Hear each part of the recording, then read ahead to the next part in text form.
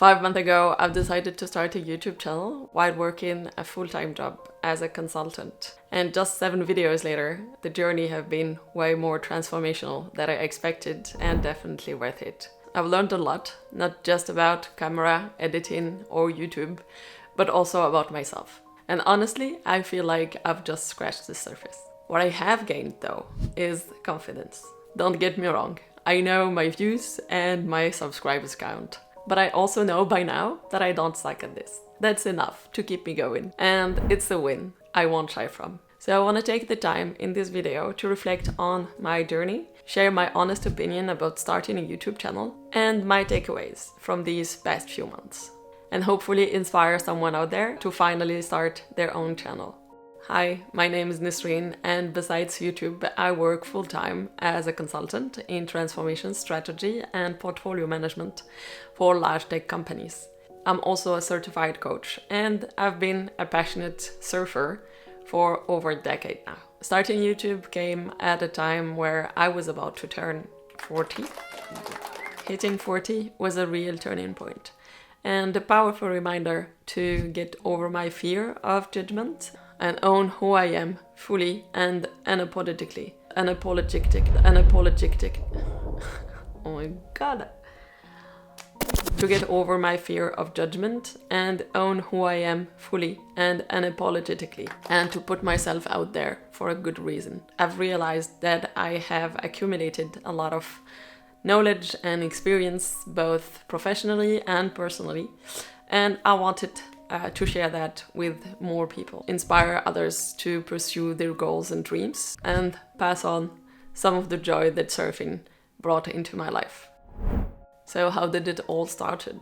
Actually, it has started by not starting. I have procrastinated for so long that after a while I have just decided to make my very first video about procrastination. I've watched so many YouTube videos to know how to start, why you should start, when to start, what to make videos about, how to manage all the gears, the lighting, how to talk to the camera. There's so much to uncover that I was overwhelmed and also get into an analysis paralysis kind of situation. And I've decided just to make it happen, make it with what I have and what I know for now. I have a phone, I've used whatever I could put my hands on in my apartment, used the kitchen cart as my tripod, for instance, and honestly, it was enough to start. I've managed to edit the video, then came the time to publish it. Hitting the publish button was a real event. My fears were starting to come up, thinking maybe people will come at me or laugh at what I have produced. Maybe it's people I work with, people I know. And now that I'm reflecting on it, I can see how ridiculous actually it was. Because you know what? Unless you are sharing your video with someone, nobody will find it, even while they were searching for it. At that stage, even YouTube don't know who you are. But at the time, it was a roller coaster of feelings. First, oh my god, everybody is gonna watch it. Then you realize nobody is watching it. Then you see that someone did. And you realize they don't even watch it till the end. They watch like a minute or two. People have their own life to care about. So if you're thinking about starting, just know that nobody cares. Really. Just do your thing. In this process of creating my videos, if I had to share my biggest challenge, I think it was perfectionism, and especially with the editing part. We've all watched YouTube videos, and usually these are professionals that we see most of the time. And when you create your own videos, you're kind of expecting to have a similar result, which is very naive. Many of the videos that I've created were more educational, and in that sense, I was kind of expecting that I would be able to create like graphics and visuals and transitions that would help illustrate what I was explaining. But then I realized very quickly that I won't be able to like create whatever I had imagined because it's just so much work and so much things to learn also. And I knew if I wanted to go all that way, I would have needed like months to create just one video. And knowing that it wasn't the only skills I needed to develop, it helped me deal with my perfectionism and sometimes just accept that it won't be perfect, but that's okay. And I would create something better for the next video and so on and so forth. Saying that now, I'm thinking about like my own job, because I work with tech companies and I help them in the process of creating new digital products.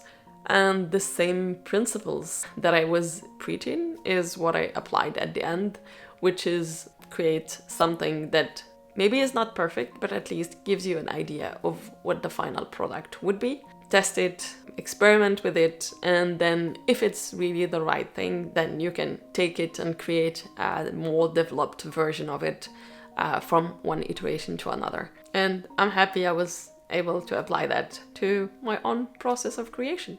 The other thing that helped me overcome my perfectionism was to enroll into a challenge to create 7 videos in 7 months.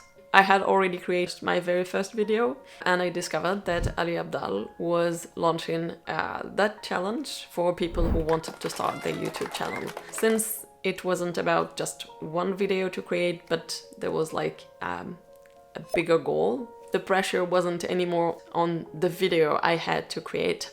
In that way, I knew that if this video wasn't perfect and I was still seeing things to improve, it was okay. And I could stop and take on this improvement to the next one and to the next one and so on and so forth. The other good thing about the challenge was that there was a community of people starting in the same time, and it helped me feel less alone in the process. Looking back at the videos I've made, I've talked about meditation and mindfulness and how it improved my daily life, about setting goals and actually seeing them through, about discovering your core values and how that can help you start living with purpose, and even about spotting cognitive biases to avoid being manipulated. Then I've tried something completely different, a vlog around my passion for surfing and a day in my life. A new format with a different vibe that is actually very different from my usual talking head videos. But you know what? I loved it. It felt lighter, more fun. It was like sharing my passions and things I love with a friend. Going forward, I want to make more videos about surfing and my surf journey with personal growth as the backdrop, combining the things I love and what I've learned along the way. So if you've been thinking about starting your own YouTube channel, from my own opinion and experience, you should definitely give it a try. I don't think you can regret it. Whatever the result, you will learn a lot. And even though afterwards you decide that you don't want to continue doing that, it's still a really rich experience with a lot of learning that you can apply in another area of your life, whether professionally or personally.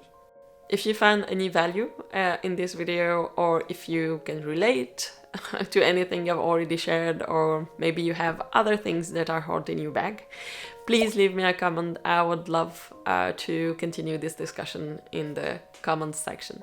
So have fun, and I will see you in my next video. Bye!